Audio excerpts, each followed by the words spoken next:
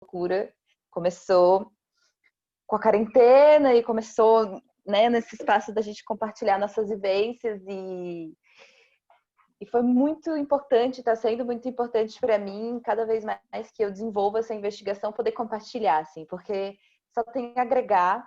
Então, por favor, que vocês também sintam-se com a liberdade de poder me interromper no momento que quiserem interromper, tirar dúvidas no momento que quiserem tirar dúvidas. Isso daqui é uma oficina, né? Uma amiga minha falou assim, ai, você está dando aulas. Eu pensei, não, eu não estou dando aulas, estou fazendo uma oficina e quero, enfim, compartilhar todo o conhecimento que eu acabei adquirindo durante essa minha trajetória. Para Carla, que não me conhece, meu nome é Rafaela e eu trabalho com artes visuais. Durante quase 10 anos eu trabalhei com moda e hoje eu me dedico a tentar unificar esses dois caminhos, absorvendo os melhores desses dois universos e tentar criar uma comunicação ativa e diversa entre esses dois mundos, né? Hoje a minha apresentação, que se chama 3Rs, que é essa oficina que eu desenvolvi, eu parti do princípio que, como eu estudo muito sobre tendências e formas de consumo, eu entendo que o feminismo hoje é um produto do mercado e todo produto de mercado ele começa a ser saturado, né? Ele começa a se acabar. Então essa oficina ela é um exercício para que isso não aconteça, né? Se a gente pensar, por exemplo, né?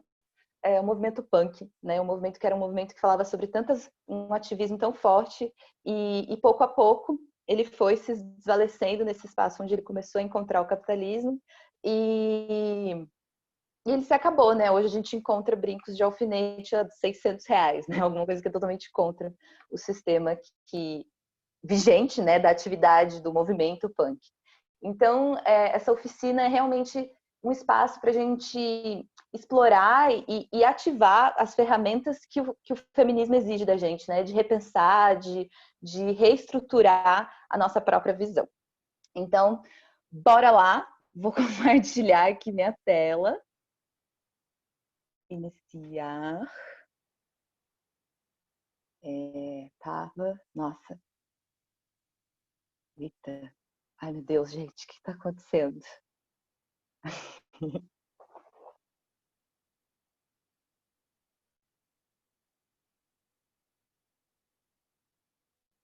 Todo mundo tá vendo a minha tela?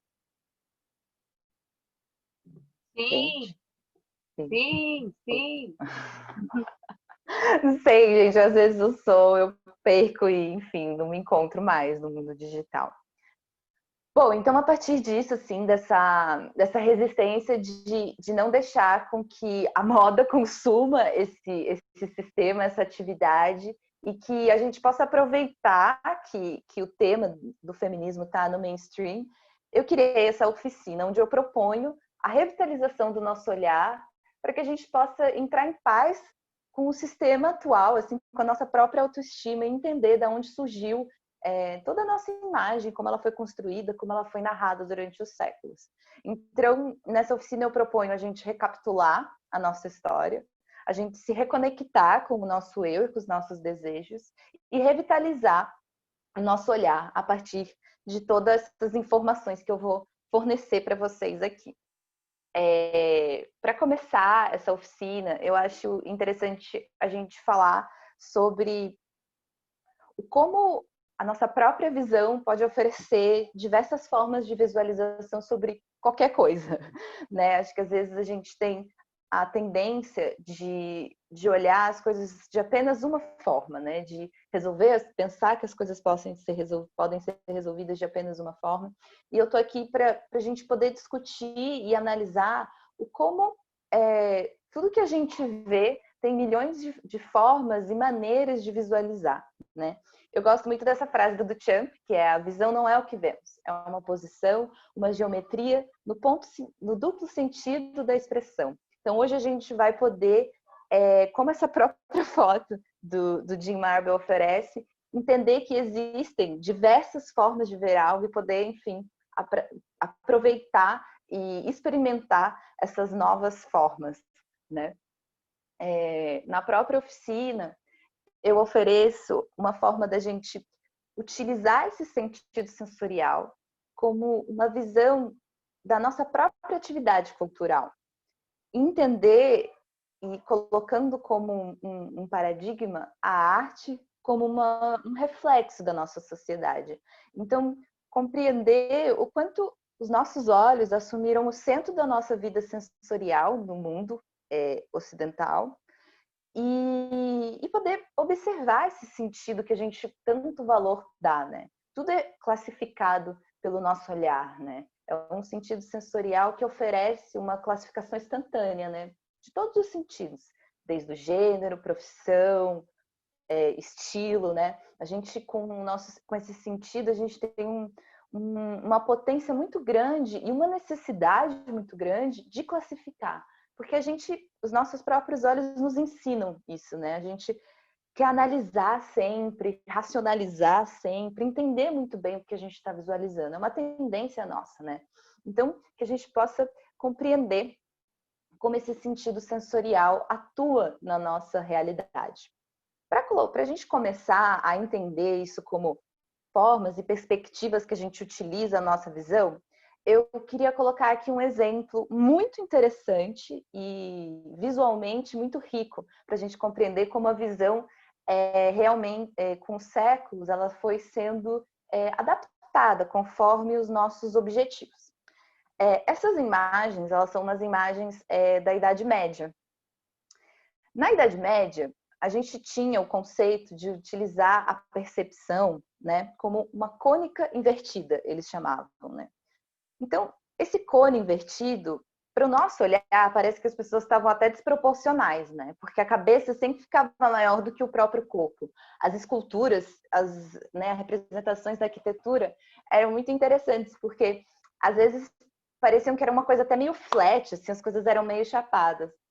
Mas na realidade, essa percepção na ilustração, né, que as pessoas tinham, né, eles queriam representar a realidade conforme a percepção que eles tinham do mundo, que era o Deus acima de tudo, né, que era o teocentrismo. Então, a própria visualização de como eles iam representar algo seria do ponto de vista de Deus, né? Então, obviamente, as coisas que estão mais longe ficam maiores e as coisas que estão as coisas que estão mais perto de Deus ficam maiores e as coisas que estão mais longe de Deus ficam menores, né? Era essa forma de perspectiva que os ilustradores utilizavam nesse período para retratar a realidade.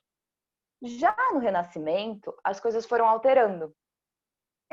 Durante a Grécia Antiga e quando existiu uma releitura e uma memória desses tempos no Renascimento, um saudosismo a esse período da Grécia Antiga, a gente começou a utilizar uma outra forma de perspectiva, né?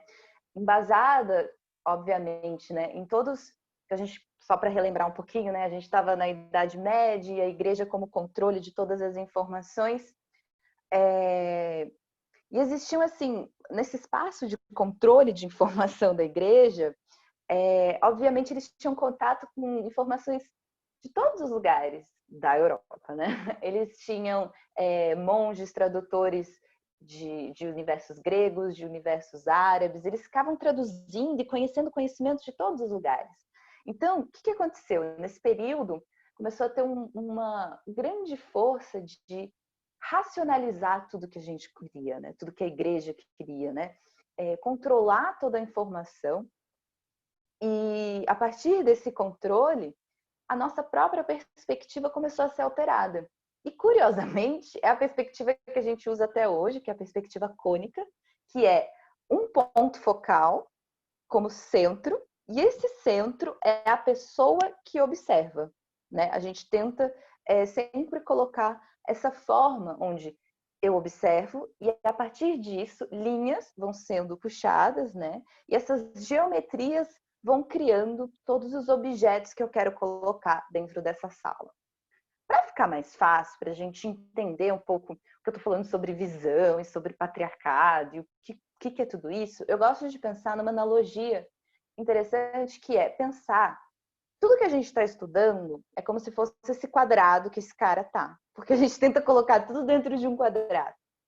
e que existe esse ponto de vista, esse único olhar sobre qualquer coisa que a gente produz, e que essas linhas que formam essas geometrias e formam todos os objetos são todas as linhas que conduzem as formas de ser do patriarcado, né? Então, como é ser uma mulher, como é ser um homem, quais são as formas que eu tenho que me entregar visualmente ao mundo, o que é certo, o que é errado. Eu gosto de pensar em um sistema simples, assim, de que o patriarcado, no fim, é isso, é colocar as coisas em caixas e tentar conduzir todas as formas subjetivas de ser. Bom, para terminar um pouquinho, assim, para a gente entender sobre o que é perspectiva, o que é visão, eu coloco um pouco aqui a fotografia em questão, que a gente, enfim, né, a partir do Renascimento e até 1900, que foi um dos inícios aí da fotografia, aconteceu muita coisa. E uma das coisas que aconteceu foi a descoberta da fotografia, que também parte do mesmo princípio, de uma caixa branca com um ponto focal onde se capta a luz. Mas eu acho muito interessante mostrar aqui para todo mundo o quanto a fotografia também tem uma forma de retratar a realidade.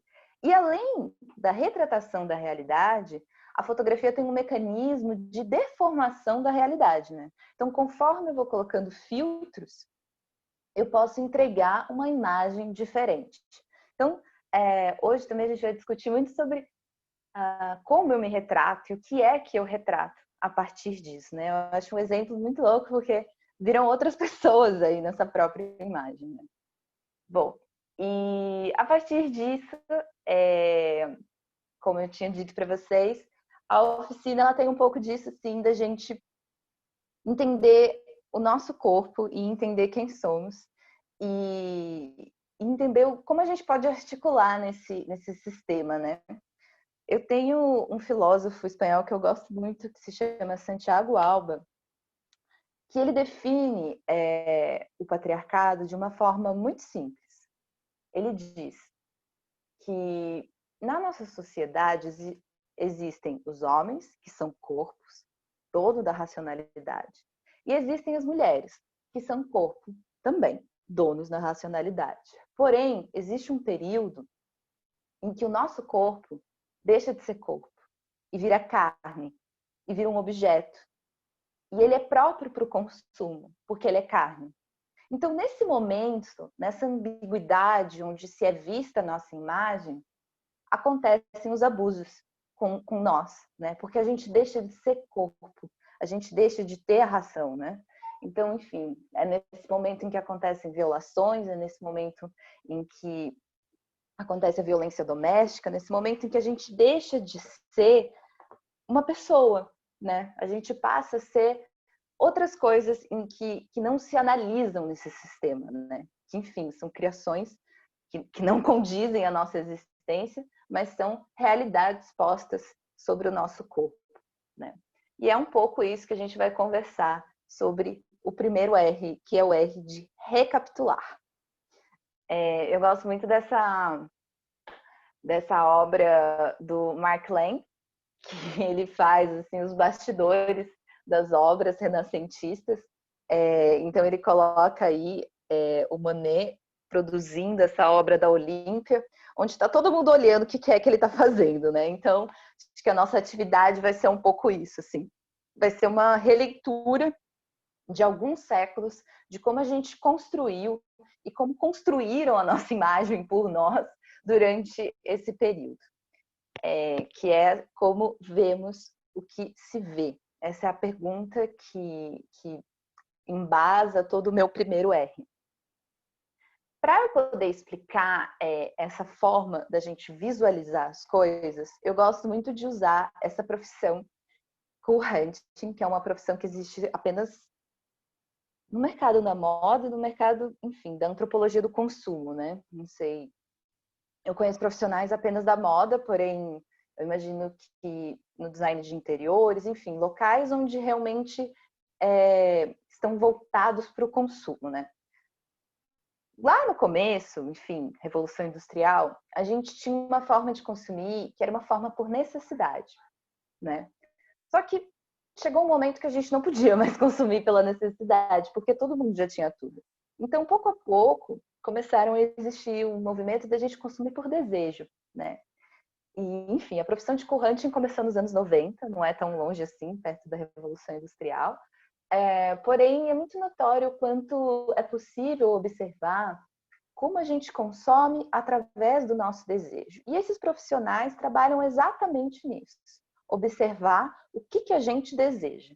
Então, eu venho aqui querendo acreditar que essa forma e toda essa estrutura que a gente criou sobre beleza, consumo e desejo é uma construção da nossa sociedade, né? E a gente pode alterar, assim como uma tendência que chega no seu topo e desce, né?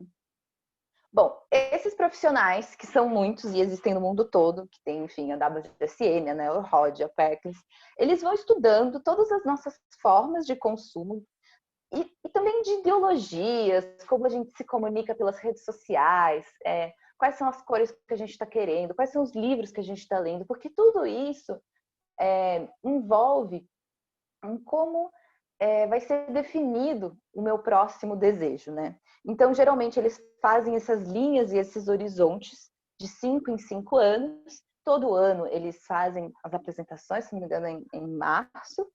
E, enfim, mostram para todo mundo quais são os consumos. Por que eu estou falando isso? Porque a indústria também não consegue, assim, uma bala no escuro, né? Eles precisam estudar o que está acontecendo, eles precisam sentir tudo que a gente está consumindo, para, enfim, para que a indústria tenha tempo, né? Para ter tempo de produzir as cores, para ter tempo de produzir os tecidos e tudo mais. Então, é isso, eles se juntam, né? E aí eu vou dar um exemplo de investigação desses profissionais, né? Bom, vou falar sobre 2016, que foi um ano muito importante para o movimento feminista, que foi um momento em 2016 onde teve um grande boom, assim, né? Teve manifestações em todo o mundo. Teve na Polônia em 2016, em outubro de 2016, teve na Argentina, no Uruguai, no Brasil, em Madrid, né? Todas as manifestações lutavam e mulheres, em número nunca antes, né? As manifestações sempre existiram, mas essas, de fato, foram manifestações que tiveram, sobretudo, um número muito grande de adesão de mulheres indo às ruas, manifestando contra a violência de gênero, falando sobre meu corpo, minha escolha, minhas regras, e, acima de tudo, poder ampliar a própria ideia do que se é considerado trabalho, né? Então, querendo entender quais são as leis que nos defendem, é muito interessante como começou tudo isso. E como consequência, não foi à toa que a Pantone, em 2016, né, que é uma empresa onde tem a atividade de sempre colocar a linguagem padrão para uma comunicação de todas as faces no processo do gerenciamento das coisas. Então, desde o design, fabricantes, vendedores, consumidores. Então, para que a indústria esteja um pouco mais ordenada, porque é bem desordenado toda essa produção, a Pantone está aí para colocar exatamente quais são os tons. E não à toa, né, que aconteceu em 2016, a cor escolhida pela Pantone foi esse rosinha quartzo e esse azulzinho meio violeta serenity, né? Conversando e dialogando muito com o que se pedia nas manifestações, né? Essa revisão dos padrões de gênero, esse entendimento, né? E ainda tendo essa classificação de que mulheres tendem a ter a cor azul e homens a cor rosa e homens tendem a cor azul. Então, essas duas cores, colocar elas exatamente uma ao lado da outra, dizendo que essa é a cor tendência de 2016, foi um trabalho em conjunto com esses co-hunters, né? E aí, enfim, essas cores estavam na boca de todo mundo, estavam em todos os lugares, e nunca antes se falou tanto sobre o feminismo, né? A gente ainda vive essa onda, a gente ainda está na crista dessa onda, falando sobre isso. E aí eu coloco aqui algumas mulheres que usufruem dessa tendência, né? Algumas artistas brasileiras, alguns móveis, produtos. A gente está nesse período de consumir esse think pink, né? Essa forma de ser feminista, né? Bom, para a gente entender ainda mais como funciona uma tendência, o que é uma tendência, eu queria... Tudo bem, gente? Tá todo mundo bem? Tá todo mundo aí, viva? Alguém tem alguma dúvida? Tá tudo tranquilo? Chique? vou continuar. Bom, eu vou colocar essas duas décadas para a gente dar uma analisada e entender um pouquinho mais sobre o que é realmente uma tendência e como essa tendência, ela tanto conduz a gente ser de uma forma, quanto exemplifica e materializa alguns desejos que a gente tem sobre a nossa imagem, né?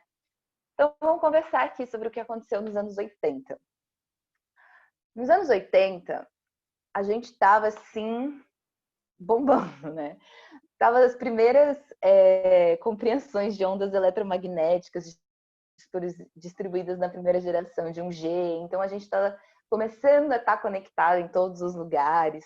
A mulher, enfim, estava encontrando alguns espaços, algumas narrativas onde ela poderia entrar no mercado de trabalho.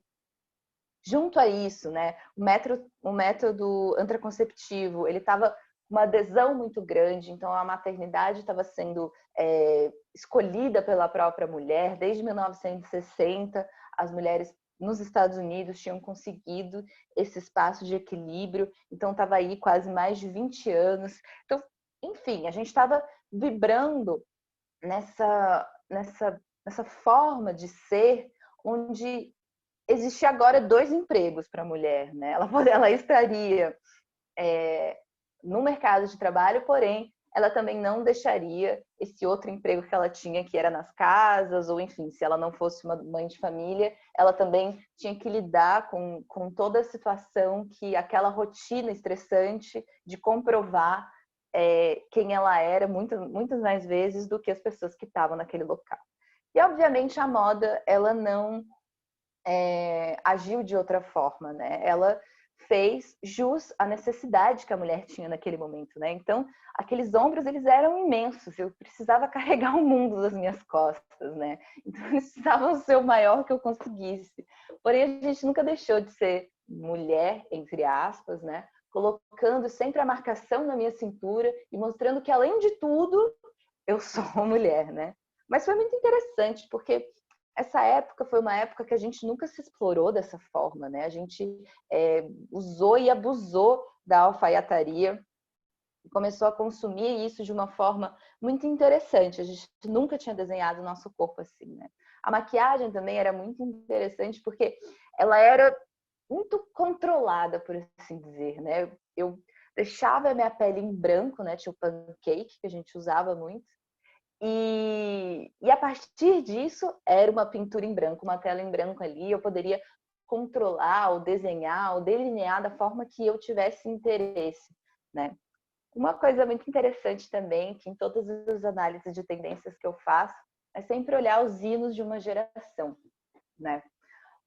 A geração dos anos 80 teve um hino regado por muitas influências e simbologias. Um dos hinos, né? Eu escolhi aqui pegar esse hino da Madonna, Material Girl, né? Que foi lançado em 1984, foi o segundo álbum da Madonna. E, enfim, ficou na Billboard durante muito tempo, número 2, número 1, oscilava entre esses dois. E é muito interessante, assim, como a Madonna utilizou a simbologia de um estereótipo de beleza de anos anteriores para criar e plasmar essa nova narrativa dessa mulher libertária, né? Então, ela pegou uma referência da própria Marilyn Monroe, onde ela, no filme onde ela falava os homens preferem as loiras, cantando uma música Diamantes é a melhor amiga dos homens. Não, Diamonds are the girl's best friend. E em 1954 ela cantava isso. E a Madonna, ela fez uma releitura desse próprio videoclipe, estando também, assim como a Marilyn, linda, loira e magra, né? Cantando: sim, eu vivo no mundo material e eu sou uma mulher material. Há um som sintetizado de homens no fundo, né, cantando Living in a Material World. Então, assim, era uma mulher que procurava um espaço no mercado de trabalho e dizia que realmente gostava e sentia prazer de estar nesse local, né? Enfim, foi um momento muito importante para nós, mulheres, em onde a gente conseguiu muitas coisas nunca antes conseguidas. E, enfim, mas ao mesmo tempo teve todo esse estereótipo e essa construção também de uma mulher perfeita, né? De que ela não poderia falhar, de que ela estaria perfeita em todos os ambientes, né? E aí, uma tendência é muito interessante, ela é sempre contra a vigente, porque a tendência começa de uma forma assim, ela começa no anonimato, a gente sempre quer assim, tem a sensação de individualidade, né? Ela começa no anonimato, então eu quero atingir essa tendência porque eu vou ser exclusivo por ter isso. Pouco a pouco ela vai crescendo, as pessoas vão aderindo mais, você vão aderindo mais, vão aderindo mais. E aí vão passando, né, pelos meus irmãos mais velhos, os meus primos, os meus pais, os meus tios. Quando chega dos meus avós, eu não quero mais, eu quero outra coisa. Então, nos anos 2000 não foi diferente, né? Então, se os cabelos eram cacheados, eu vou alisar eles ao máximo. Se a minha pele era branca, eu vou me bronzear, né? Começou esse culto ao corpo tropical, né? Tudo, se eu não tinha cirurgia plástica nenhuma, hoje eu vou alterar ela e usufruir de milhões de cirurgias para alteração do meu corpo. A gente também não pode esquecer que os anos 2000 foi um ano muito interessante, que era essa sensação de fim de mundo, né? A gente pensava que o mundo ia acabar. E eu acho muito interessante porque a gente consegue ver muito na maquiagem, assim, porque eu tenho essa sensação que as mulheres estavam sempre suadas. A gente estava com gloss na boca, o cabelo era liso, escorrido, grudado na cabeça. Enfim, era essa coisa também, que também tinha muito sobre... Se nos anos 80 a gente conseguiu essa superpotência, nos anos 90 e 2000 a gente descobriu que é através do sexo que a gente vai realizar a nossa emancipação, sabe? Acho que a gente teve essa confirmação que ia ser através disso, né? Sex and the City estava aí para mostrar isso. As campanhas publicitárias mostravam essa efervescência, assim, de mostrar que se a gente era foda, então a gente ia ser muito foda, e principalmente na exploração do meu corpo, né? Então era isso, eu ia mostrar o meu corpo ao máximo, o máximo que eu conseguisse, né? O meu zíper, ele ia ser mínimo, o meu decote, ele ia ser o mínimo, porque eu queria realmente mostrar o meu corpo acima de tudo. Eu coloco essa campanha aqui, que ela é super polêmica, da Gucci, que ela foi de 2003, que o Tom Ford que produziu e o Mário Testino que fotografou. Ela causou muito burburinho. O Tom Ford tirou a Gucci da falência, ele entrou nela em 1996. E essa campanha foi, assim, realmente um best-seller, assim, sabe? Então ele chegou e concluiu, assim, se sexo vende, é isso que eu vou fazer. Eu vou depilar o logo da minha marca a virilha de uma menina e vou fotografar. Então, eu acho muito interessante a gente observar o quanto a gente estava explorando a nossa imagem nesse viés, né? No viés do consumo do meu corpo, porque eu descobri que o consumo do meu corpo é a minha salvação, né? Enfim, a gente consegue ver em todas as campanhas o quanto a gente sempre queria mostrar, exacerbar ele. Eu acho muito legal essas campanhas aqui, que são a campanha da Calvin Klein, da Ralph Lauren, que essas são as mesmas campanhas das mesmas marcas, né? Tipo, como a gente mudou aqui, Calvin Klein e Ralph Lauren.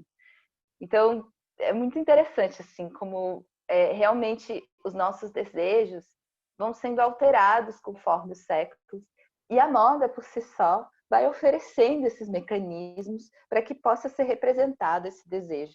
Também fica um pouco quem é o ovo ou a galinha, né? Se foi a moda que ofereceu ou se foi realmente o nosso desejo. Mas eu tenho a crer que são dois caminhos que vão acontecendo para juntos, unificados, assim. Um hino muito interessante que a gente não pode deixar de dizer aqui é a Britney, né? Que foi essa figura mítica, né? No nosso imaginário, no nosso, que entra até no nosso inconsciente, né? Que é ela no meio do Grand Canyon gritando, né? Eu não sou uma mulher, mas eu também não sou uma menina. Eu só preciso de tempo, né? Quando eu vejo essa comunicação da Britney, né, desse clipe que ela cantava, esse piercing no umbigo que todo mundo queria ter, enfim, eu vejo que ela legitimou uma figura que é a figura da novinha, né? Que é essa menina que é toda inocente, mas que tem uma sexualidade por trás disso, né? Óbvio, né? Outras pessoas, escritores, né? Homens, exploraram isso, Lolita, algumas pessoas que é como uma pedofilia, mas enfim, usufruíram de articular sobre essa sexualidade dessa ninfeta, né? Porém, a Britney, ela foi uma mulher assim que realmente defendeu com unhas e dentes e vendeu muito e milhões com essa imagem, né? Outra pessoa que vendeu muito com milhões e acabou nem sendo por ela por si só que vendeu isso, foi essa aparição da J.Lo no Grammy, que esse vestido da Versace que ela usou, que foi o máximo, né? Porque assim, tinha um decote embaixo, um decote em cima. Nunca ninguém tinha visto uma roupa dessa forma. Foi muito polêmico nos anos 2000 e fez tanto sucesso essa roupa que a própria Google, a empresa, pensou em produzir uma ferramenta de busca direta de imagens, porque todo mundo queria ver esse vestido da J.Lo, todo mundo queria ver como ela estava. Eu acho muito interessante, assim, mais uma vez, como esse corpo feminino, né, a exposição desse corpo acabou conduzindo, né, uma das maiores ferramentas que a gente utiliza de pesquisa hoje, né. Enfim, a partir disso, a partir dessas duas análises dessas décadas, acho que a gente já está quente, acho que a gente já entendeu um pouquinho como funciona a nossa imagem e como ela foi escrita durante esse período. Eu vou começar a retroceder um pouco mais e vou falar um pouco sobre Renascimento, sobre Grécia Antiga, sobre Barroco, Neoclassicismo. Enfim, não quero que fique pesado, porque não é pesado, e eu vou tentar aqui colocar da melhor forma possível para que seja claro. Eu começo essa segunda fase, né, do recapitular, com essa pergunta que é: poderia a arte deformar a nossa realidade? Essa é uma das perguntas principais de um dos projetos que eu tenho, que se chama Play Witches, que é onde a gente reavalia a ética através da estética. Então, a gente tenta analisar a história da arte como um reflexo da sociedade e ver como estavam sendo retratados todas aquelas obras renascentistas e como isso condizia essências, signos e simbologias do que era o conceito de ser mulher naquele período. Quem quiser pode seguir, né? Temos mais seguidores, são mais que bem-vindos nessa plataforma para a gente disseminar esse conteúdo. Para iniciar aqui a nossa caminhada no estudo da história da arte, eu vou contar um pouquinho aqui sobre a Guerrilla Girls, que é um coletivo feminista de mulheres que denuncia o machismo no mundo da arte desde 1985. É muito legal porque elas têm assim como comitivas, assim, como existe há muitos anos, então algumas mulheres saem, outras mulheres entram, mas elas estão sempre com essas máscaras de monkeys. E aí tem, enfim, o coletivo da Frida Kahlo, tem o coletivo da Kate Colwitz, tem o coletivo da Kokoba, e elas vão em todo mundo fazendo investigações analíticas sobre a situação artística de cada país. Então, enfim, elas falam muito sobre a visão, sobre essa forma que se a gente vê apenas uma forma de visão, então a gente não está visionando nada, né? Não está visualizando nada. Ela fala, sem o olhar feminino de mulheres de cor, então a gente não consegue ver uma imagem. Esse daqui, elas fazem esses pôsteres assim, com informações, né? Elas falam, quando o racismo e o sexismo pararem de estar, de serem uma tendência, então como será o nosso consumo, né? Como será que a gente vai conseguir? O que vai ser válido, né, para algo ou não? E aí elas têm essa análise muito interessante, que é uma das mais polêmicas que elas fazem, que elas começaram no Met Museum e fizeram em vários museus, até no museu aqui de São Paulo. Que elas fazem assim, né? Menos de 4 mulheres artistas são artistas, menos de 4 mulheres artistas são selecionadas no museu, mas 76% dos desnudos são femininos, né? E aí, esse quadro altera, mas nem tanto, no Museu de São Paulo, que são 6% de mulheres artistas na exibição, mais 60% de mulheres desnudas, né? Quando eu vi essa informação, mexeu muito comigo, assim, porque eu realmente não consegui entender o como e o porquê isso realmente acontecia, né? Porque a gente percebe que na história pertinho da gente, as mulheres estão sempre nuas e os homens estão sempre de roupa, né? Mas eu fiquei assim, falei, caramba, mas então isso não é de hoje, né? E aí que começa a minha investigação. É nesse momento que eu espero estudar um pouco sobre o nosso passado, para a gente compreender o que realmente aconteceu, porque eu não conseguia compreender o porquê que todas essas imagens seguiam iguais, né? As próprias gesticulações das mulheres sempre tinham uma gesticulação de tentar afinar a silhueta, de tentar ser sempre como um centro na fotografia, né? A mulher sempre como um centro naquela imagem, ela divina, né? Ela num corpo com uma geometria divina, né? Eu não conseguia entender como tudo isso acontecia. E aí, pouco a pouco, eu fui investigando, e eu quis colocar como um ponto central a Vênus, a deusa do amor e da Afrodite. E Afrodite na cultura romana, né? Quando eu vejo essas... Ai, pra caralho. Bom, então eu queria compreender quem era essa mulher, né? Queria entender, tipo, tá, tudo bem. Ela realmente tem referências e fazem, as mulheres ainda hoje fazem alusão a essa gesticulação. Mas então quem é Vênus, né? Quem é essa mulher que tanto a gente fala e que tanto a gente faz alusão? E aí eu fui na Grécia Antiga e fui entender quem era essa mulher, quem era a mitologia, né? Que, enfim, descobri que em várias culturas ela tem formas totalmente diversas, né? Na cultura grega, junto com o Renascimento, é muito similar. Porém, no período paleolítico, são formas totalmente distintas. E se a gente também analisar a mitologia por si só da Vênus, ela tem uma outra forma de poder ser analisada, que não é a forma que a gente está acostumado, que é essa escultura dessa menina permissiva, onde eu posso olhar esse corpo desnuda, caindo um tecido sobre o seu corpo, né? Para a gente entender um pouquinho mais, eu vou contar um pouquinho sobre qual é esse mito e o que dizia nessa história, né?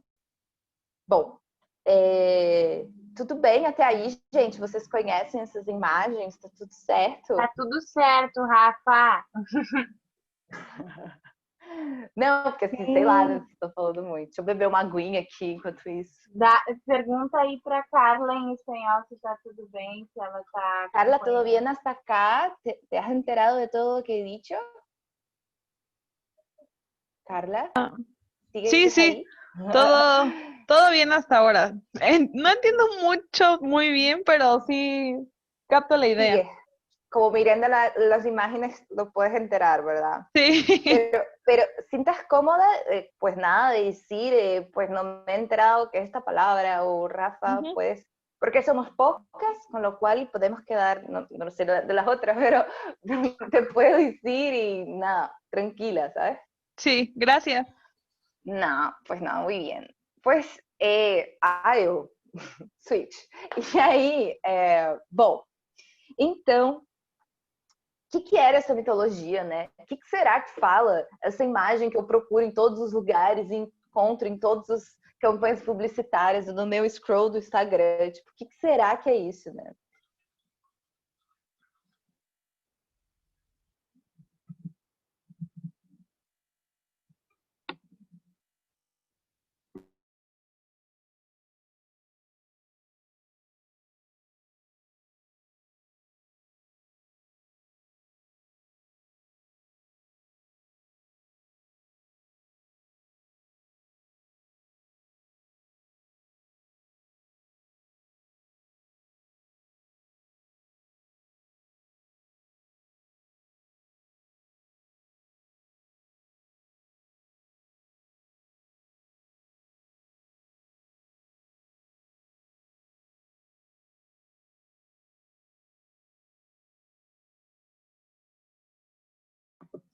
Pienso que Rafa, su internet se fue. Acho que a Rafa caiu. Sim, Vamos esperar um pouquinho e tranquilo. ela deve voltar. Gente, você Tá voltando. voltou, né? Oi, Rafa! Pronto. Sorry, a minha internet às vezes dá umas. Enfim, agora eu coloquei no meu celular, não vamos ter problema.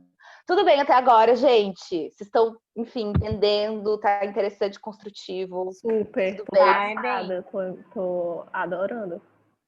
Porque Ai, eu não que sou da bom. moda, né? Então, tipo, eu não tenho algumas leituras que tu tem mais tempo, enfim, né? Uhum.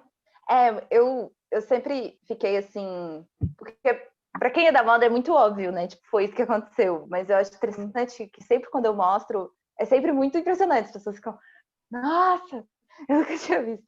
Bom, enfim, gente, vou continuar aqui, tá? Tela, iniciar, drive. Aqui, voltamos, sem problemas. Bom, então, tava lá orando na Gaia todos os dias. Gaia falou: estou cansada de você me abusar. Ela conversou com todos os filhos que estavam dentro da barriga dela. E o único que aceitou foi Cronos, o deus do tempo. Cronos foi lá e cortou a poia, o pinto do Urano. Esse pinto caiu no mar. E aí, em alguns escritos, eu encontrei que as ninfas ficaram muito preocupadas durante a noite. E aí, no outro dia, nasceu Vênus. Nasceu essa linda aqui, essa mocinha. Se a gente pensar que a imagem tem um peso muito grande para a gente e ela ajuda a gente a definir as coisas, a gente diretamente vê que o nascimento da Vênus, enfim, é essa mulher. Só que se a gente pensar assim, né? A moral da história a gente nunca encontra, porque ela é muito pessoal. Mas se eu pensar realmente o que os gregos estavam querendo dizer, que amor é feito um cisco que cai dentro do mar e entra dentro de uma ostra, e nas vísceras da ostra se produz uma das coisas mais lindas que existem, eu acho maravilhoso pensar que amor e sexualidade é isso, né? Porém, a imagem tem um peso muito grande. E no momento que foi criado a Vênus, né, que é uma subjetividade, né, que é assim, amor e sexualidade, como a gente consegue definir isso, né? Só que acabou que os gregos, mas enfim, isso foi o período deles, mas que os gregos, tudo que eles não conseguiam explicar, eles humanizavam, né? Então eles humanizavam Zeus, eles humanizavam a terra, eles humanizavam os céus, o tempo, todo mundo era uma pessoa. E obviamente o amor e a sexualidade não ia ser diferente. Porém, se a gente realmente analisar o que eles estavam querendo dizer, você fala, meu, que incrível poder pensar que amor, sexualidade é feito areia que entra dentro de ostra, né? Pensar assim de uma maneira muito cutre, mas enfim. Pensar nessa sensibilidade do que poderia ser isso. Porém, as imagens foram produzidas de outras formas e a gente acabou levando analisar essa mitologia e analisar esses conceitos em outro viés, né? Bom, isso aconteceu na Grécia, isso foi dito na Grécia. Só que aí, né? Passou Roma, passou a Idade Média, entrou a Idade Moderna e chegou o Renascimento, né? E aí a gente fala assim, mas o que o Renascimento tem a ver com a Grécia? Bom, para a gente entender um pouquinho, eu vou falar um pouquinho de novo o que a gente estava falando ali sobre perspectiva e sobre a Idade Média e o Renascimento, que era Deus acima de tudo, logo a minha perspectiva vai ser outra. Porém, naquele mesmo período, o que aconteceu? A igreja controlava todas aquelas informações, né? Tudo que estava acontecendo. Só que junto a isso, ela tinha todas as informações. Então eu acho engraçado porque como se fosse assim, ela mesma que cavou o próprio declínio, né? Porque, óbvio, nunca antes tinham conhecido tantos filósofos, traduziram tantos documentos. E o Renascimento, ele vem... Ninguém um dia falou que virou Renascimento, né? Foi um movimento, né? Foi uma tendência de buscar outras formas de ser. Então, começou a ter uma força muito forte da racionalização, né? O homem como centro da criação, porque era isso, estava acontecendo um grande nível de informações, né? Que eles nunca antes tinham concentrado tudo aquilo em apenas um lugar. Acontecendo a transição do feudalismo para o capitalismo, estava tendo uma vibração muito diferente naquele período. E, obviamente, a arte não ia ser diferente. E a profundidade, uma outra perspectiva sobre a realidade deles, estava sendo explorada. Né? A gente vai naquela capela assistindo e vê aquele mundo, né, que o Michelangelo criou. A gente consegue observar o quanto eles usufruíram dessa perspectiva ao máximo, porque eles nunca tinham aprendido que poderia ser dessa forma. Então estava todo mundo querendo usar isso. E a Vênus, que é esse quadro que, enfim, que doutrinou aí tantos outros quadros e tantas outras referências, também condizia e tinha todas essas informações, né? Essa perspectiva nunca explorada, esse corpo cêntrico, né? Essas cenas que acontecem, mas sempre existe uma forma central. Mas uma coisa muito interessante que eu vejo nessa imagem é esse corpo e esse local onde eu posso ver essa imagem e eu tenho essa permissão, quase que de um voyeur, de poder estar o tempo que eu quiser vendo essa Vênus, porque ela me permite, porque ela está aí em uma doçura, né? Então, eu acho muito louco quando a gente começa a perceber que essa própria gesticulação, esse próprio olhar, essa própria forma permissiva de ser, foi escrita durante muitos séculos. E algumas vezes ainda é escrita. Não nessa mesma energia, mas nessa forma de consumo visual, de permissão sobre o meu corpo. Bom, e aí, de 1438, que foi produzido esse quadro, enfim, começou a ter as suas variações, que era a Vênus deitada, né? E a Vênus de pé, mostrei para você a Vênus de pé, mas enfim, não se acabou. Os tons eram sempre quentes, em tecidos em que ela ficava, então ou era vermelho, ou era verde, ou um pouquinho azul, mas todas tinham essa mesma gesticulação, né? Muito brancas, uma pele alva, essas formas arredondadas, né? Quando você olha esses quadros, você quer estar nesse quadro, né? Você fica confortável em ver todas essas formas, né? E aí elas continuaram, e continuaram, e continuaram. E aí chegou nesse momento que eu tenho esse switch, que para mim é uma continuação, mas enfim. Todas essas formas eram consumo de pornografia, ou enfim, eram obras encomendadas, né? Eram questões... se solicitava por ter esses quadros em sua casa, né? E uma virada muito interessante que aconteceu a partir de 1890 e até 1950 foi o início do consumo da imagem feminina nas pin-ups, né? Que são essas mulheres que eram ilustrações enfim, que eram representadas em símbolos que eram desde publicidades e propagandas até esse nível de consumo visual na pornografia, assim, de querer poder ver uma mulher desnuda, nem que seja pela ilustração, mas eu conseguia ver ela desnuda. Eu acho muito interessante a própria gesticulação mais ousada e mais brincalhona, de certa forma, porém, essa forma assim de sempre estar com o corpo longilíneo, de estar sempre deitada, nessa forma referente, fazendo alusão àquela própria deusa que a gente acabou de ver da Vênus, né? O corpo sempre em equilíbrio, em proporções que, por mais que eram desproporções, né? Porque a gente não encontra pessoas assim, visualmente é proporcionado, né? Uma da ascensão assim, que aconteceu com a imagem das PIDAPs foi uma tradição que começou na Primeira Guerra Mundial, que para facilitar os aviões, na Primeira e na Segunda foi utilizada essa técnica, que eles ilustravam as PINAPs nos seus não é aviões, jatos, né? Nessa forma onde eles, enfim, utilizavam esses aviões para guerra, né? E é muito interessante que eu vi alguns documentos que falavam que a utilização dessas imagens existiam panfletos e tudo mais, até mesmo para diminuir a homossexualidade nesse ambiente, né? Sendo que era um espaço tão opressor para os homens que estavam naquele momento, né?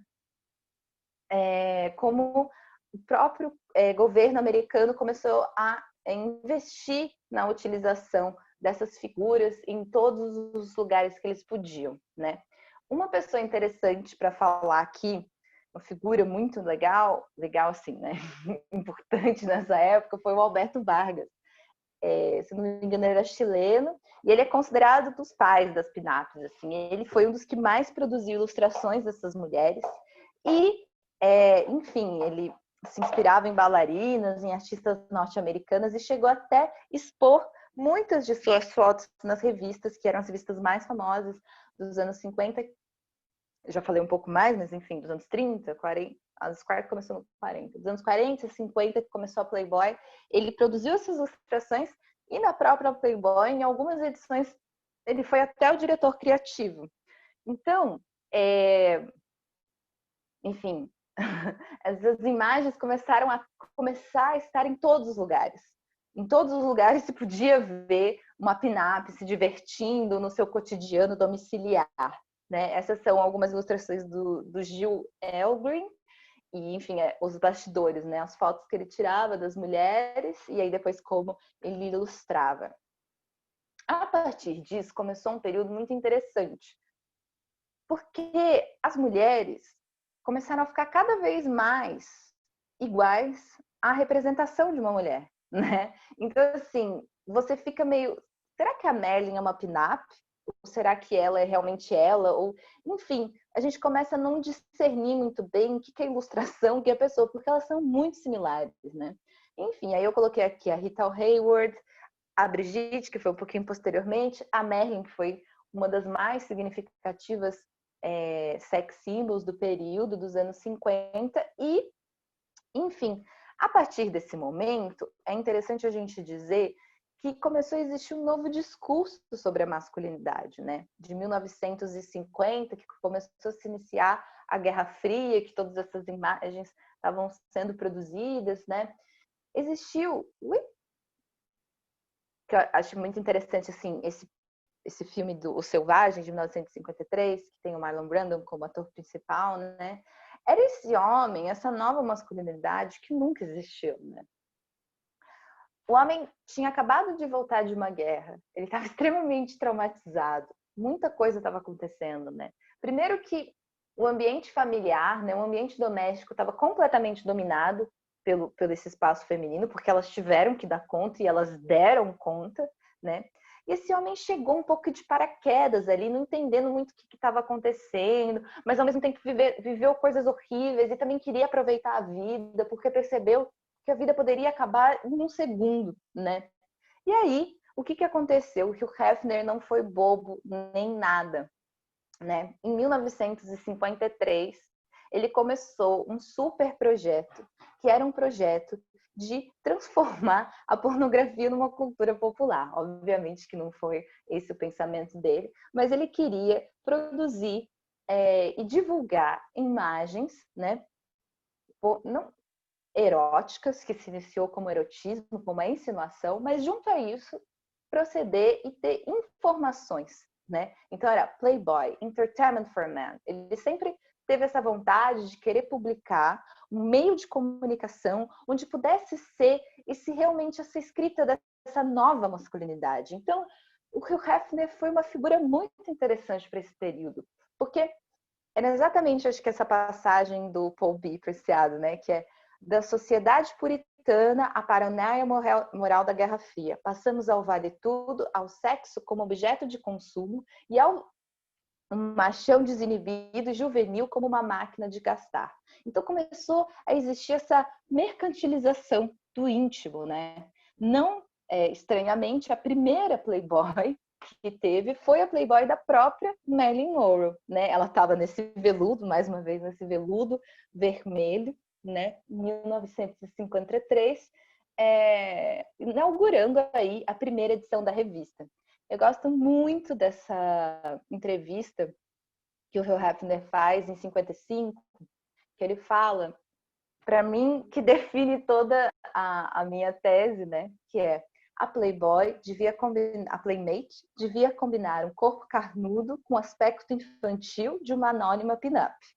E o glamour das mulheres de Hollywood com a ajuda de uma pintura pornográfica. Então, ele unia nessa revista esse império, né? Dessa composição visual que a gente está acostumada, né? Ele nada mais fez do que unificou junto, né, com a fotografia essa forma de visualizar o corpo feminino. Nada mais, nada menos foi uma revolução ótica na produção do Hugh Hefner, né?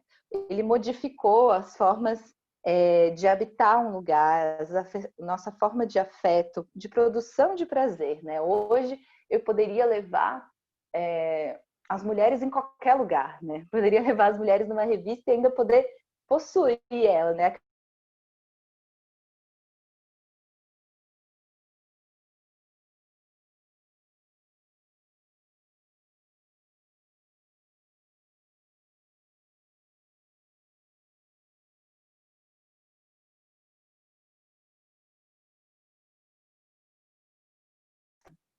A Playboy, ela fazia jus a sempre querer dizer que, além de uma revista erótica, ela possuía conteúdos. Então, as mesmas entrevistas, às vezes, que aconteciam no mês, logo estavam sendo da própria Playboy, para que sempre tivesse um equilíbrio das personagens que eles foram. Então, tinha entrevista com Fellini, tinha entrevista com Kubrick, tinha artigos do Gabriel Garcia, enfim, a Playboy sempre procurou muitas narrativas. E eu acho tão interessante porque acho que tem umas 3 edições que tem essas fotinhos pictóricas, assim, com essas mulherzinhas peladas em quadros. E aí eu acho muito interessante quando a gente analisa nosso trabalho. Bom, a partir disso, né, a gente pensa assim, mas o que tinha dentro dessa revista? Como era, né? É muito interessante porque, além de tudo isso que o Hugh Hefner fez, ele movimentou um mercado de consumo muito grande, porque ele ofereceu a legitimação de uma forma que não existia, que era esse solteirão, né? Era o playboy.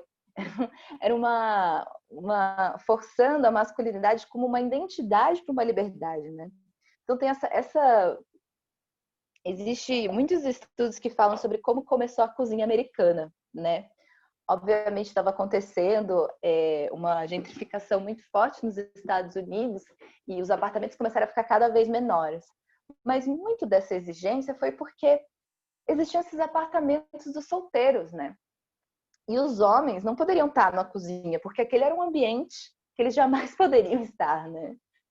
Que não se legitimava a figura deles. Então, bora cortar essa parede, né? Enfim, as cozinhas americanas começaram a ser aí, hoje a gente utiliza até hoje, né? Nesse corte, onde a gente limita a própria arquitetura nesse espaço que a gente convive. E aí ele construiu toda essa subjetividade masculina que a gente tem hoje, né? Que é a acumulação de bens, que é carros, objetos de design, mulheres ao meu redor. O que o Hefner mudou radicalmente assim esse habitat assim da família nuclear americana, né? Ele mudou tudo. É muito interessante observar como ele contribuiu para isso, né? Bom, aqui são algumas imagens que continham na própria Playboy. E ocorreu um período a partir dos anos 2000, que foi um período assim que a revista realmente cresceu num número muito grande, começou a ter em diversos países, que da mesma forma que a gente não conseguia compreender quem era pin-up e quem era atriz, começou a acontecer isso. A gente começa a não saber o que é revista, o que é campanha publicitária, o que é Instagram, porque tá todo mundo meio que parecido, né? Tá todo mundo meio que utilizando as mesmas posições, tá todo mundo utilizando a mesma forma de se expressar, né? E, enfim, isso tá acontecendo até hoje, essas fotos são bem recentes e algumas, enfim, 2005, 2018, 2019, enfim. Isso aqui, com essa apresentação, eu finalizo o meu primeiro R, que é o recapitular, que é como a gente escreveu e ainda escreve a nossa história. E a partir disso, eu dou a introdução ao o segundo R, que é o reconectar, né? Que a gente possa fazer, feito essa ilustração desse artista, que ele não fala muito sobre ele, mas ele se define como flow art, e que a gente possa entender que todos esses layers e essas capas que foram construídas dentro da gente, que a gente possa se reconectar com a gente mesmo, né? E entender que isso faz parte do nosso passado e que a gente pode usar ele como força para a projeção do nosso futuro, né? E, enfim, por que a gente é o que a gente vê, né? E a partir desse entendimento, como a gente pode ser, né? O que eu posso ver, então, sobre mim mesma? E aí, eu proponho a gente entender os nossos desejos, assim, né? Eu acho muito interessante quando a gente começa a ver o que a gente está produzindo hoje, né? Como a gente está consumindo e entregando os nossos desejos, né? Eu vejo que ainda continua muito deturpada essa construção visual que a gente vê sobre nós, né? Hoje, estava conversando com uma amiga, né? Assim como as dietas mirabolantes nos anos 2000 era uma tendência, hoje as rotinas de skincare são uma loucura, né? O número de aplicações pequenas de alterações faciais, harmonizações faciais, aumentou 600%, né?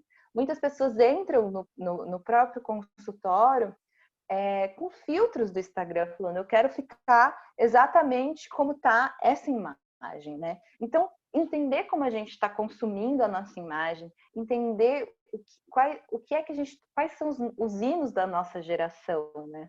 Teve esse caso aqui daquele moço, o Dan Zillman, né?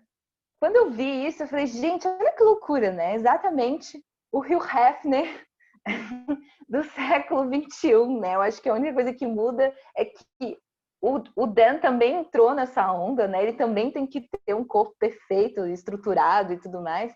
Mas ele, né? Essa coisa de estar rodeado de mulheres e de consumir e de ter carros.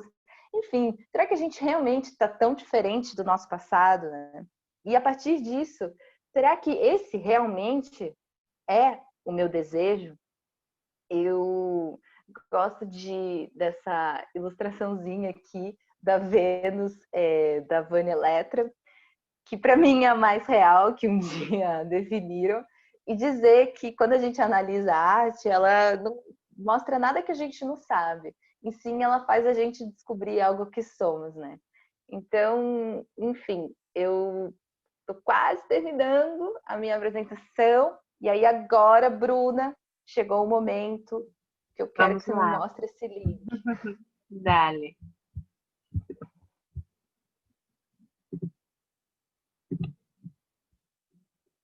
Eu tenho que parar de compartilhar, né? Peraí, como que eu saio disso? Ai, meu Deus. Calma. É que saiu tudo. Ai, interromper. Vamos ver.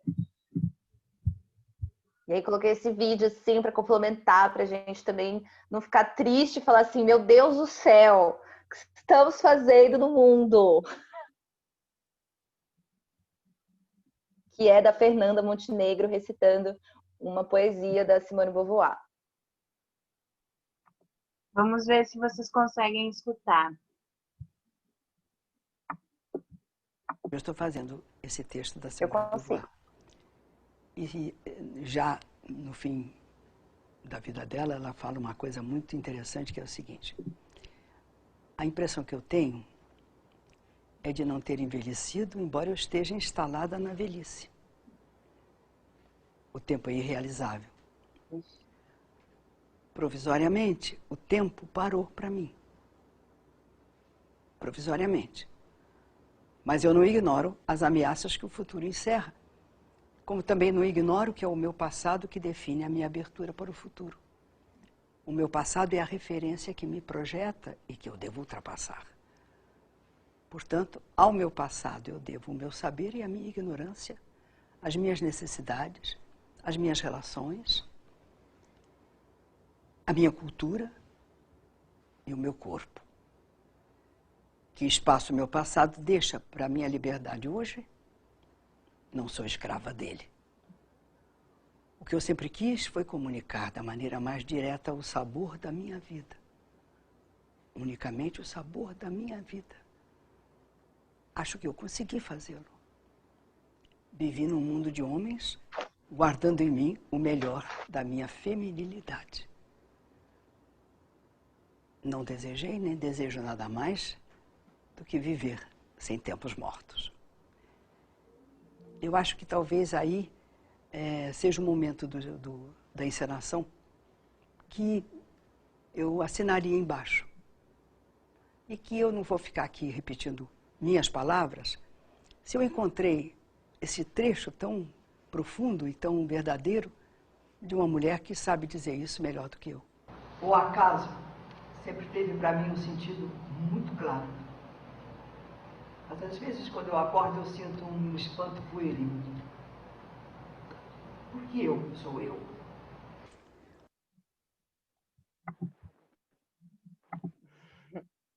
Bom, peraí, vamos voltar.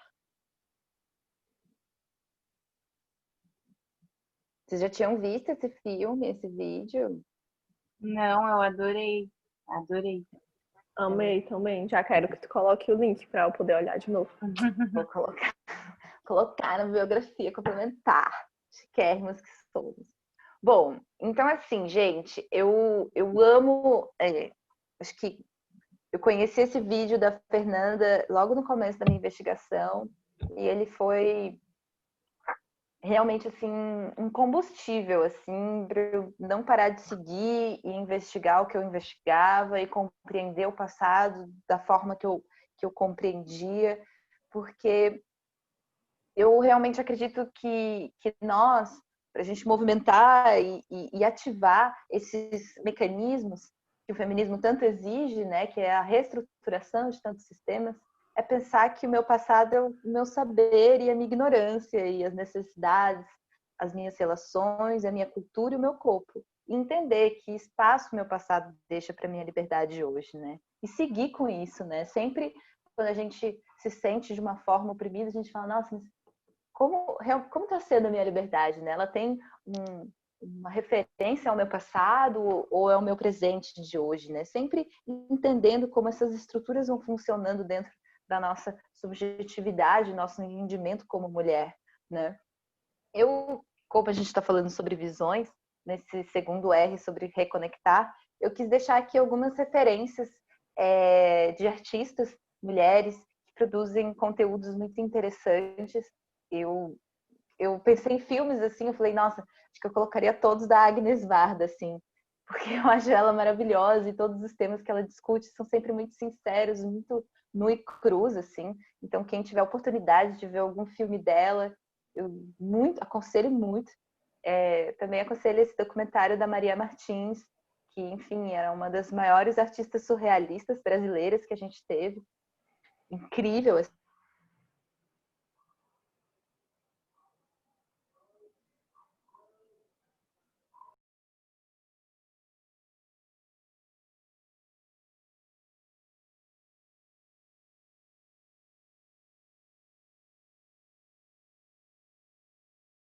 Sobre o nosso consumo visual diário, né? Mas e quando esse consumo chega em outros espaços, né? Como é que a minha imagem está sendo consumida e como é que as pessoas querem consumir? A gente vai para o Trend Topics do Xvideos, é absurdo, assim, porque um dos primeiros é violações, né? Depois sexo a dois e depois é sexo anal, se eu não me engano. Mas, assim, é um absurdo que uma violação seja uma das coisas mais procuradas, né? Então, o que será que essas pessoas estão querendo consumir? E por quê?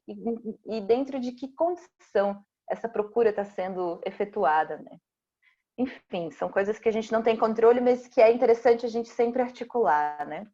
Tem esses dois Instagrams que eu acho super legal. A Nadine, que é uma fotógrafa de moda, porém ela busca nessa narrativa fashion sempre articular em temas muito interessantes e encontrando novos ângulos e a retratação de outros de outros estereótipos e analogias sobre o que é beleza. E, enfim, indico bastante o trabalho dela. Tem a Soy Adriana Rayo, que es una española, Carla, entonces puedes seguir. E ela é uma psicóloga e maravilhosa, que ela fala muito sobre conceitos contemporâneos e como é a nossa subjetividade, como é o nosso entendimento sobre gênero e sobre a sociedade. Espero que vocês gostem. Amanhã a gente vai adquirir outras visões, né? A gente vai entender e vai produzir uma técnica de desenho que se chama desenho cego, que é uma técnica que a gente ilustra sem olhar porque a gente está produzindo, a gente só olha para o objeto. E, enfim, eu espero que seja divertido para todas. E eu termino aqui com esse textinho, que é do Franco Berardi, que eu gosto muito, que é do livro dele Asfixia, Capitalismo Financeiro e a Insurreição da Linguagem, que é esse palavrão todo, mas é um livro bem legal, que ele fala da importância da gente adicionar poesia nas finanças. E, enfim, ele fala que a gente precisa alterar a ordem das expectativas, porque ela é uma das mais importantes transformações sociais. Um movimento que é capaz de produzir, Então, assim, a gente conseguir ordenar as expectativas sobre a nossa própria imagem, né? Sobre quem eu quero ser. Essa mudança implica não só na transformação cultural, mas também na modificação de sensibilidade e o quão aberto o organismo está para o mundo e para o outro. Enfim, é isso. Eu queria aqui poder conversar com cada uma. Ai, meu Deus. E entender, assim, de vocês.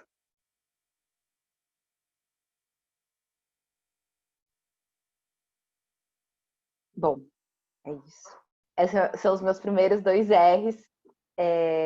Queria entender, assim, acho que eu não conheço a Carla, eu não sei se mais pessoas entraram, só estão vocês? Só. Do que vocês acharam, se essas informações realmente foram importantes para vocês, de onde vocês vêm, e enfim, acho que a nossa compartilhação das nossas ideias e de tudo que a gente produz sempre é muito construtivo, né? E para mim isso é um exercício de onde eu tô, sabe? De poder mostrar aonde eu tô, para que isso possa ser construtivo e para que vocês também, a partir dessa experiência de consumir isso, possam me entregar outras narrativas tão importantes quanto.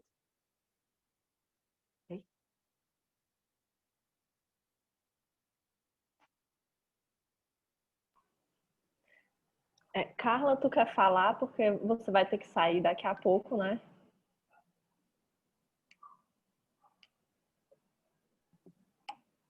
Si quieres hablar antes de ir, Carla, un poquito, después nosotros hablamos. Bueno, sí. Igual, si no falta mucho, puedo aguantarme tantito hasta el final. Pero bueno, No, mientras... ya hemos ¿sí? terminado. Como he abierta para hablar y para discutir qué es lo que ha sido como la experiencia de mirar todas estas imágenes y pues nada, hablar un poco de ti, si estas imágenes pues nada han influido algunas ideas o algunas sensaciones de ti durante su vida, por su vida, así como sus sensaciones, ¿sabes? Pues me pareció interesante. De repente sí había como momentos en los que me perdía en lo que hablabas, pero sí, como dices en las imágenes y haciendo toda la...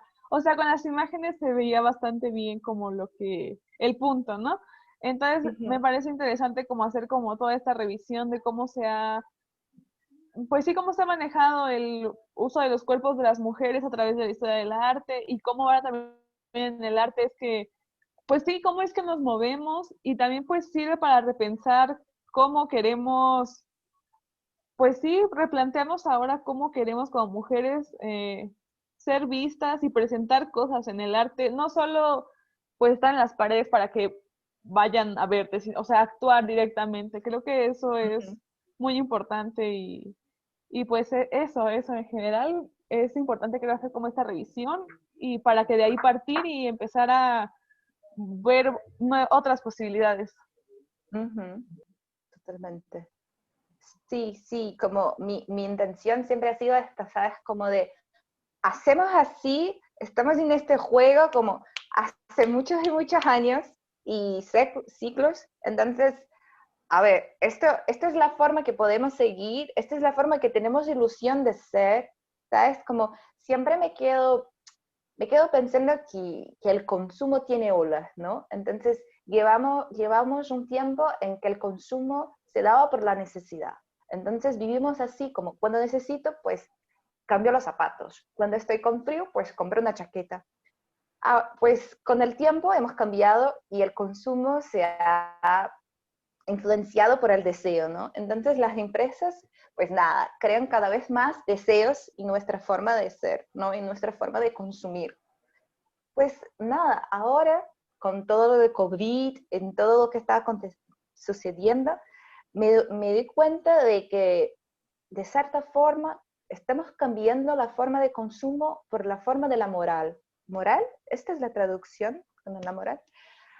Con lo cual veo que así como estamos revisando la forma que consumimos, ¿no? Por el producto, ¿sabes? Como si quiero, pues nada, consumir de marcas que piensen en el medio ambiente.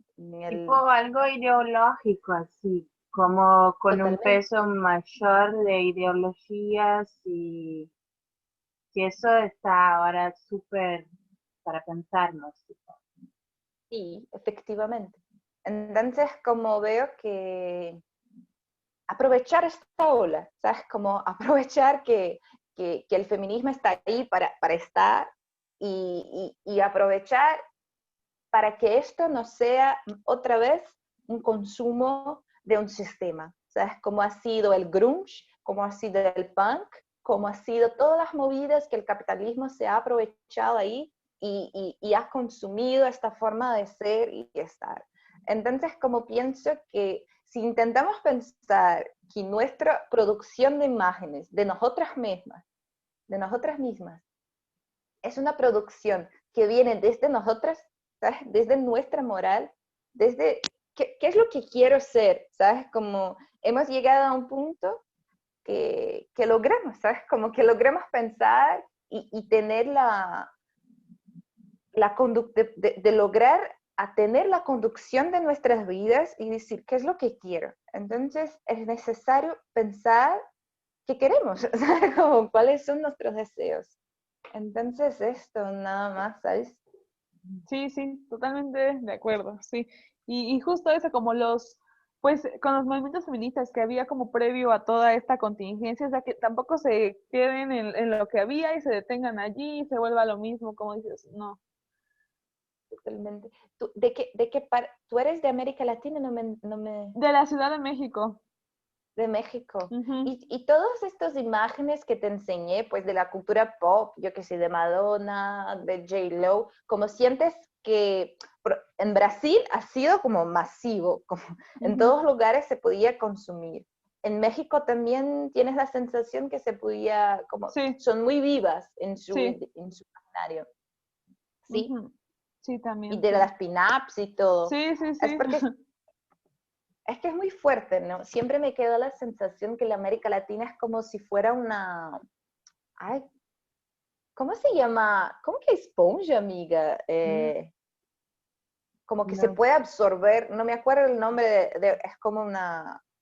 ¿Qué usas para lavar la loza, Para lavar los platos? una loza. ¿Cómo se Tipo llama eso? Esponja, una ¿Esponja? esponja. esponja. Sí. Ah, esponja. Dale, muy bien. Siento que la América Latina es como una esponja por todo lo que hemos pasado, ¿no? Por todo lo que hemos vivido, pero de la cultura americana junto a la cultura europea, ¿sabes? Y esto es como un boom en nuestro imaginario, en nuestra idealización sobre qué es lo que es belleza, qué es lo que, ¿sabes? Como son sensaciones que vienen de países totalmente diversos y que llegan a nosotras, ¿no? Y que llegan a un espacio que no logremos, ¿no? Son otras personas que están en estos países, pero nos llegan estas informaciones y tenemos la idealización de ser estas personas, ¿sabes? Aunque no somos ellas, ¿sabes? Entonces es muy fuerte la cultura pop, la influencia, ¿no? De estas narrativas, ¿no? Total, Nada. y que es como sentimos una necesidad de reproducir lo que vemos y dale, que somos blancas aún, tenemos este privilegio, pero la gente que no es blanca y que aún sufre eso, tipo, siento la necesidad de puntuar, ¿sabes? Que si ya nosotras que somos blancas y que nos Aquí tenemos los parecemos, privilegios. sí, y que nos parecemos un poquito más con estas chicas que están en las revistas y en las pelis, ya sufrimos con eso y tipo nos vemos en la industria de la moda. Imagínate cómo se quedan las otras chicas, ¿no? Tipo las chicas negras, las chicas indígenas, que están mucho ahí en Brasil y en Latinoamérica, que no son como nada similares con eso. Y ni tampoco con la Venus y ni tampoco con Madonna y las cosas de la cultura pop. Eso es lo que me pega más, tipo, que todas las representaciones son blancas, muy, muy blancas. Tipo.